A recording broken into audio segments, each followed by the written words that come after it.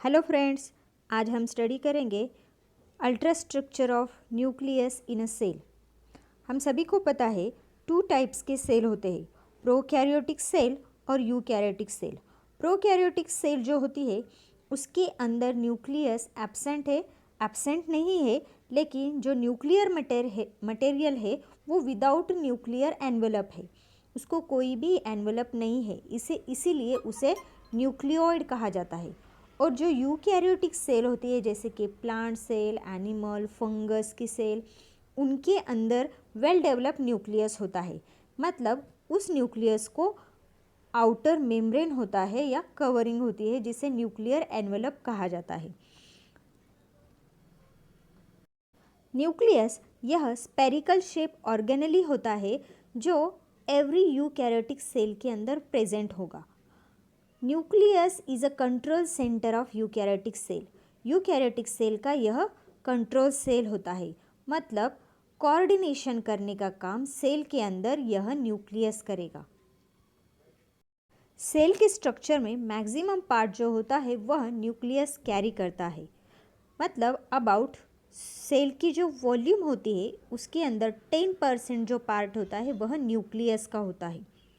अब देखते हैं अल्ट्रा स्ट्रक्चर ऑफ न्यूक्लियस, मतलब सेल के अंदर जो न्यूक्लियस होता है, न्यूक्लियस के जो स्ट्रक्चर होते हैं वह कौन कौन से पार्ट कवर करते हैं। The cell nucleus consist of nuclear membrane, जिसे न्यूक्लियर एनवलप भी कहा जाता है। न्यूक्लियर एनवलप के ऊपर छोटे छोटे पोर्स होते हैं, उसको न्यूक्लियर पोर कहा जाएगा। न्यूक्लियर पोर के अंदर न्यूक्लियर मेम्ब्रेन के अंदर यह जो मटेरियल है, लिक्विड मटेरियल या फ्लूइड मटेरियल होता है, उसको न्यूक्लियोप्लाज्म कहा जाता है। न्यूक्लियस के अंदर क्रोमैटिन मटेरियल है, thread like material is called as the chromatin material. इसके अंदर न्यूक्लियस के अंदर एक डार्क स्टेन स्ट्रक्चर होता है, सर्कुलर और spherical structure, which is called as the nucleolus. Nuclear membrane की जो आउटर कवरिंग होती है, 2 कवरिंग से यह मेम्ब्रेन बनता है। जो आउटर कवरिंग होती है वह कंटिन्यूअस करती है एंडोप्लाज्मिक रेटिकुलम के सरफेस को।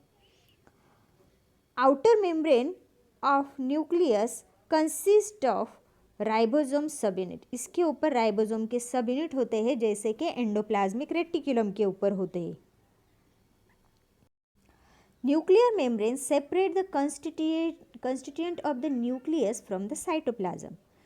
यहाँ न्यूक्लियर मेम्ब्रेन के बाहर जो कंस्टिट्यूशन होता है वह साइटोप्लाज्म का होता है। यहाँ से बाहर यहाँ साइटोप्लाज्म होगा और अंदर न्यूक्लियोप्लाज्म होता है। और ये जो न्यूक्लियर एनवेलप होता है यह इन दोनों मटेरियल को सेपरेट करने का काम करता है। Also it is helpful to give structure of the nucleus और shape of the nucleus. Nucleus को शेप देने का काम करता है एंड असिस्ट कोऑर्डिनेटिंग फ्लो। यहाँ फ्लो का कोऑर्डिनेशन होने में यह हेल्प करता है। मतलब अंदर का मटेरियल बाहर जाने के लिए और बाहर का मटेरियल अंदर आने के लिए यह हेल्प करेगा। कौन? Nuclear membrane. न्यूक्लियर मेम्ब्रेन यह फर्स्ट स्ट्रक्चर है जिनके ऊपर मेनी न्यूक्लियर पोर होते हैं। उसके बाद अंदर जो मटेरियल होगा वह thread like material which is also called as the chromosome. Chromosome are present in the form of string of DNA. DNA के स्ट्रिंग के फॉर्म में क्रोमोसोम प्रेजेंट होगा। वह प्रोटीन मॉलिक्यूल्स भी कैरी करेगा, उसको क्रोमैटिन कहा जाता है। और यह क्रोमैटिन हेटेरोक्रोमैटिन और यूक्रोमैटिन यह 2 फॉर्म में होता है। यह क्रोमैटिन मटेरियल रिस्पॉन्सिबल होता है जेनेटिक कैरेक्टर ट्रांसमिशन के लिए। ऑल्सो सेल के अंदर जितने भी प्रोटीन तैयार होते हैं वह सारे प्रोटीन इस क्रोमैटिन मटेरियल के ऊपर जो इन्फॉर्मेशन है उस इन्फॉर्मेशन से तैयार होते हैं। मतलब इस क्रोमैटिन मटेरियल का ट्रांसक्रिप्शन होगा, उससे एमआरएनए तैयार होगा। यह एमआरएनए साइटोप्लाज्म में आता है और राइबोसोम के सहायता से यह एमआरएनए से अमाइनो एसिड तैयार होते हैं। अमाइनो एसिड प्रोटीन तैयार करेंगे, एंजाइम हार्मोन्स तैयार करेंगे। मतलब जो भी टाइप के प्रोटीन सेल में प्रेजेंट होते हैं वह तैयार करने के लिए रिस्पॉन्सिबल है क्रोमोसोम्स। नेक्स्ट स्ट्रक्चर है डार्कली स्टेन जो स्ट्रक्चर होता है दैट इज द न्यूक्लियोलस। यह स्ट्रक्चर है न्यूक्लियोलस का dark stain structure. It is the solid spherical shape structure. Solid है, स्पेरिकल शेप स्ट्रक्चर है, found inside the nucleus. Nucleus के अंदर होगा।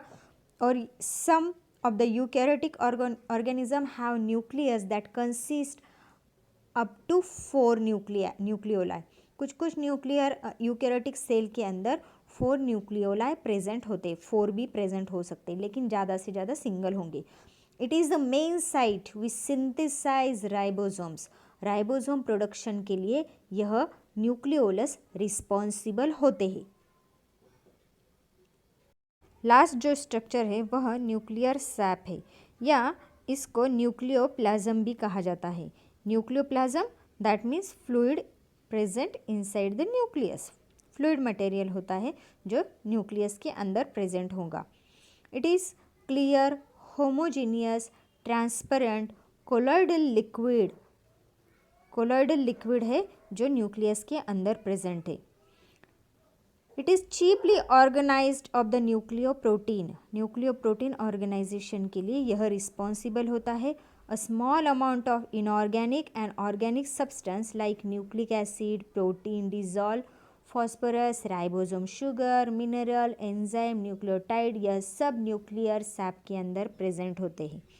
ठीक है, यह 3 स्ट्रक्चर्स है किसके? यह 3 स्ट्रक्चर्स है न्यूक्लियस के। कौन से? Outermost is called as the nuclear envelope, उसके बाद है न्यूक्लियोप्लाज्म और न्यूक्लियोलस। न्यूक्लियोप्लाज्म के अंदर क्रोमैटिन स्ट्रक्चर। ठीक है, यह हुआ ultra structure of nucleus. So friends, आज मैंने आपको अल्ट्रा स्ट्रक्चर ऑफ न्यूक्लियस सिखाया है। आई होप कि आपको यह वीडियो पसंद आया होगा। आपको यह वीडियो अगर पसंद आया है तो हमारे वीडियो को लाइक करना, सब्सक्राइब करना चैनल को और ज़्यादा से ज़्यादा शेयर करना। Thank you for watching till the end. Thank you so much.